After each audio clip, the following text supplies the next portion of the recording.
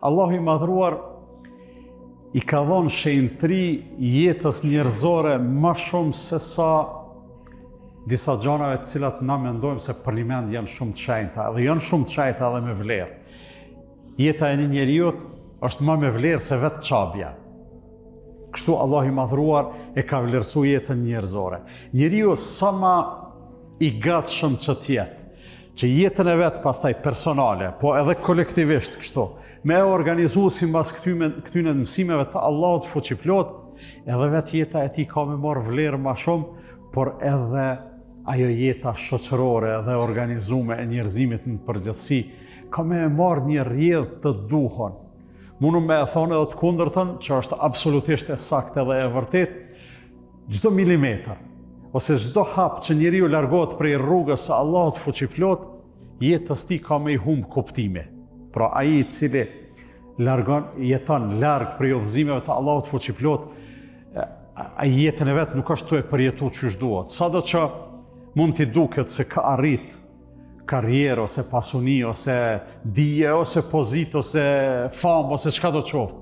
Megjithatë, vetëm kur njeriu është i lidhur me krijuesin, jeta e tij merr kuptim, edhe ajo vlerësohet çysh duhet, por ekziston edhe një gjatë që njeriu përtej atij zullumit që ja bën vetës kur i shmanget rrugës së Zotit, ai mundet me u bë zullumçar edhe për tjetrin, pikërisht për shkak se shenjtërinë e jetës njerëzore nuk e vlerëson çysh duhet.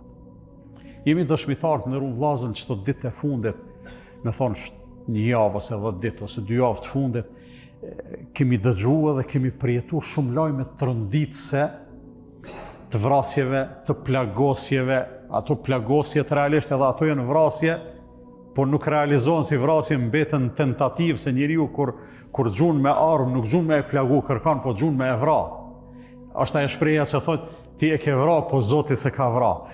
Krejt këto të nderuar vëllezër, ose edhe vetë vrasjet. Krejt këto janë dëshmi se, si duket si shoqëri, kena fillu me e humbë respektin për vlerën e jetës së njeriut. Në të kaluamën kemi vujt shumë historikisht, jemi përballë me sfida, jemi qenë të gatshëm me sakrifiku për çka? Për me mbrojtë që të jetë njerëzore. Secili të vetën, të familjes vet, por edhe më gjatë. Për këtë arsye i kemi pas sakrificat që në histori i kemi bë dhe i kemi përjetuar edhe sot i dim edhe flasim për to me admirim, padyshim. Mirë, po sot kur jetojmë një kohë në cilën ndoshta do të me e vlerësu ma tepër se çdo gjë, edhe lirin, edhe sigurin, edhe rahatin, edhe mirëqenjen.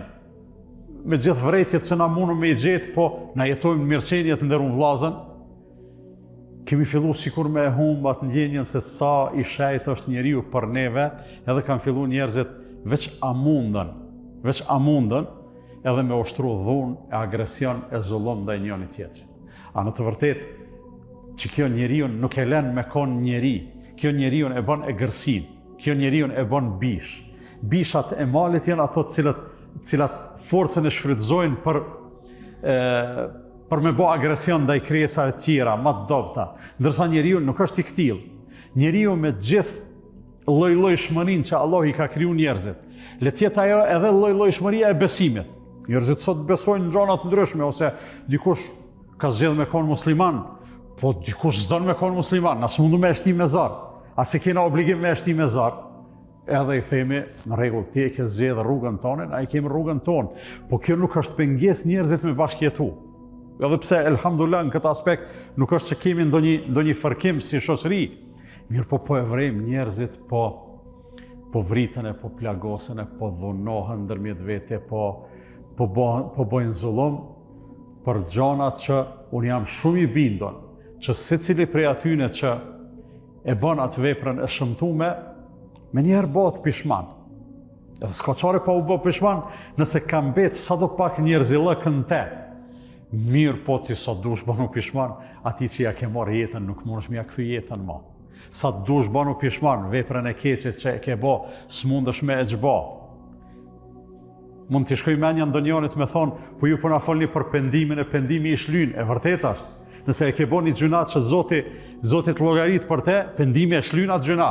Po nëse dikush ja ka marrë jetën, ose ja ka marrë shëndetin, ose e ka gjymtu, ose Zoti na rujt, aty Zoti thot nuk merret me ty. Nuk merret me atë keqbërësin. Pse? Për arsye se o dasht me menu,